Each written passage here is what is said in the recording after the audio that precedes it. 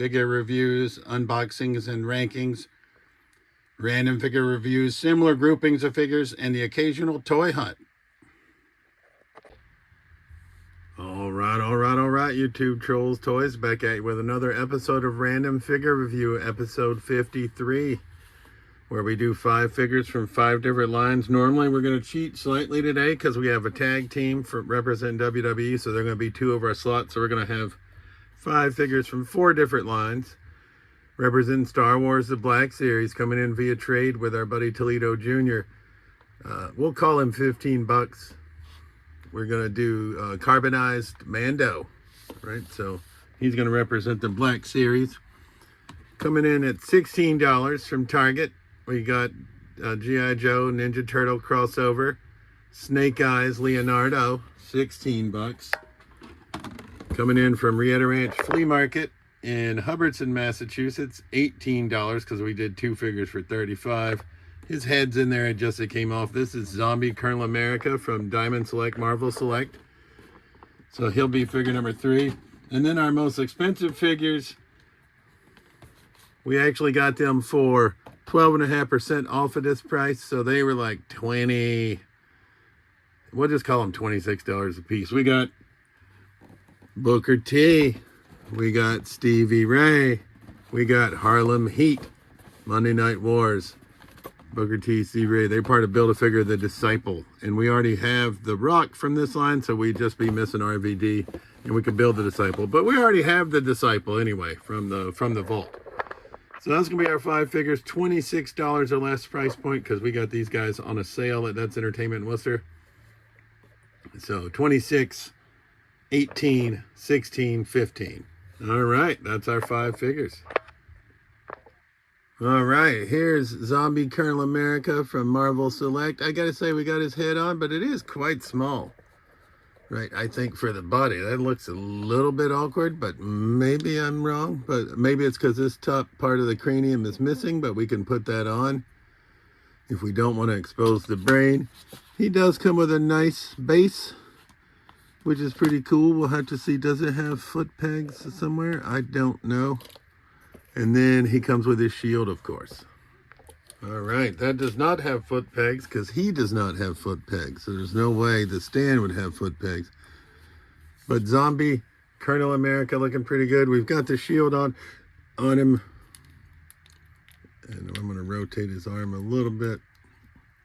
I think I'm going to leave it with the headpiece on, even though we can't expose the brain if we want. He just looks a little bit weird with half a head. So we're going to go Zombie Colonel America. Marvel Select is figure number 1. All right, Hasbro representing the Black Series. We got carbonized Mando.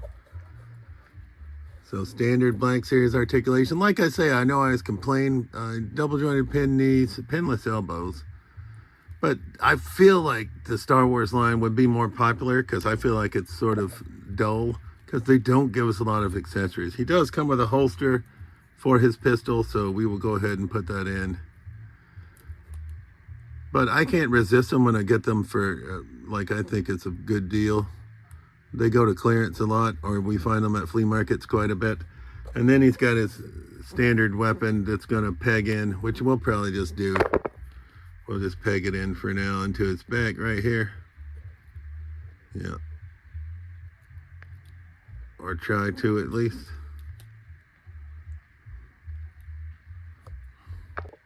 I mean, even if they made them double jointed, but Black Series being single jointed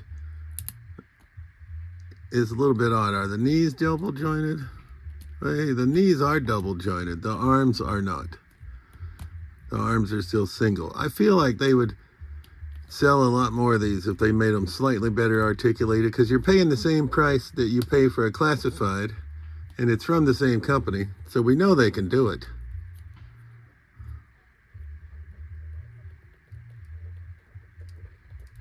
Gotta get that gun to peg in. There we go. So carbonized Mando Black Series is going to be figure number 2. I'm just going to put him on a stand. I don't want to futz with him.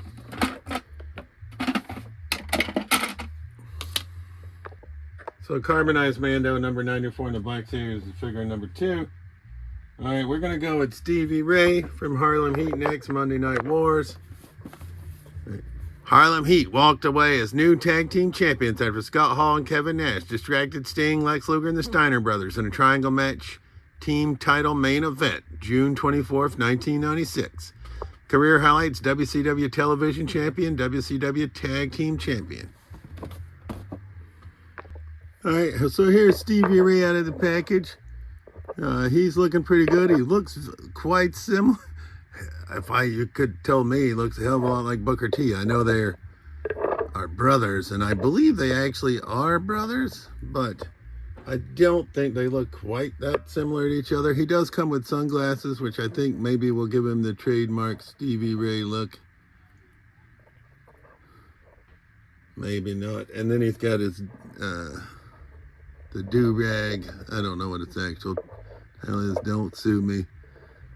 Let's get it down on his head more. Yeah, there we go. And he does come with, he comes Fist of Fury out of the package, comes with alternate gripping hands as well. Is that seated on there all the way? The glasses do help. We'll compare him to Booker T once we get him on. That was Stevie Ray, right? Yeah, it was Stevie Ray. Okay. So standard elite articulation. Once again, very Booker T-esque. I realize they're brothers, and I believe they actually were. I'm obviously recording on my phone, but I'm pretty sure they were. We get the arms and Fist of Fury for the Disciple as well. But like I said, we already have the Disciple from the vault, so we'll keep our eye out for that RVD though. All right, we'll go Booker T next. Career highlights: WCW Champion, United States Champion, WCW Tag Team Champion. Finisher, the Heat Seeker, weight 256, height 6'3", from Houston, Texas. And right, obviously Stevie Ray should also be Houston, Texas, 6'5", 256. Yes, and the same finisher, obviously. All right, so I guess I stand corrected. Stevie Ray does look different than Booker T. Booker T certainly has more of his actual. I mean, I know this is Booker T. I do still think I could confuse Stevie Ray for Booker T. If I wasn't paying close attention, with these figures.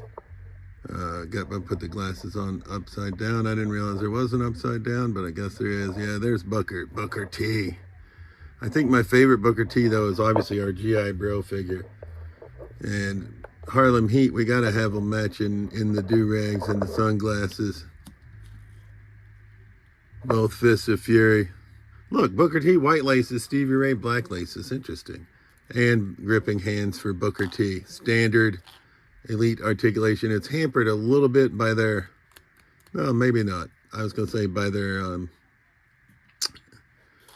ring gear, but it's not. And we got the Build-A-Figure torso for the Disciple. And last figure on deck is going to be TMNT G.I. Joe crossover Snake Eyes as Leo. Not all in on these, but we do now have, well, I have most of them, I guess, right? I have Snake Eyes Leo, Shipwreck Mikey, Shredder, Destro Krang, Storm Shadow Slash. I'm going to skip Bebop and Rocksteady. I did skip Dowtone as well. He just looks like he's got like the serial killer or porn star stash. Right. I would pick up Roadblock Raph if I can find him, but I haven't found him yet. All right, here's Snake Eyes Leo. Says 23 points of articulation, and I don't normally comment too much on packaging, but I'll be damned. They must have thought he was going to be highly thefted, or maybe they just didn't have confidence in their plastic packaging, but he had plastic ties around the arms, around the torso, around both feet, plastic ties around each sword, and around the weapon. So he certainly would not be very hard to pilfer. I don't know what they were going for, either trying to keep the stuff in place or making sure that he does not get pilfered. I'm not certain. And I would think these are supposed to go through. Am I an idiot? Does that one go through first? Is there an order to this?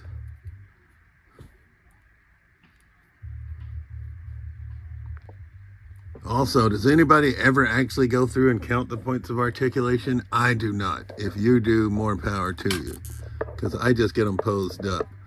But I do like the fact he doesn't have nearly as many accessories as Storm Shadow Slash. And he does seem a little bit more loose out of the package, but I do like this line, right? And I didn't think I would. I was going to pass on all of them, right? But then I saw Storm Shadow Slash, because I do like Ninja Turtles and I do like G.I. Joe, but I was like, do we really need a crossover between them? I mean, they've done He-Man, Thundercats, they've done Ninja Turtles and He-Man, they've done He-Man and Transformers. I mean, it seems like He-Man get crossover with everything. But Mikey does look quite good. So he's the 5th figure in this episode. I mean, not Mikey, Leo Shambles. All right, so we're going to rank from our least favorite to our favorite, understanding that we like them all. All right, and in a rare occurrence, because I've been high on Marvel Select, Colonel Zombie Colonel America is going to be 5th. I think I like my Zombie Captain America by Hasbro much better than this Marvel Select one, and that's rare as well. No foot pegs on the stand. He looks a little bit weird if you take his cranium off. I know that it probably should look that way, but it is what it is. Mando, I like my sort of color scheme Mando that we opened up. I don't know what the hell it was. Art Deco Mando that we opened up a couple of weeks ago more. But this carbonized Mando is quite cool. You know what? Amazingly enough, they're in order again. I didn't do that on purpose. Stevie Ray would be 3rd. I just don't think the face sculpt is quite there for Stevie Ray. Booker T, I think they did pretty spot on, but they've made much more Booker T figures than they have Stevie Ray. And Leo, even though he doesn't have as many accessories as Storm Shadow Slash, Leo Snake Eyes is going to win again. Or this line's going to win again. So $16 price point, Ninja Turtle G.I. Joe in first place. $27 Booker T, $27 Stevie Ray, $15 Mando, $18 Zombie Colonel America. That's going to wrap up Random Figure Review episode 53. As always, this has been Trolls Toys. I truly appreciate you watching my videos, and we'll see you soon. Peace.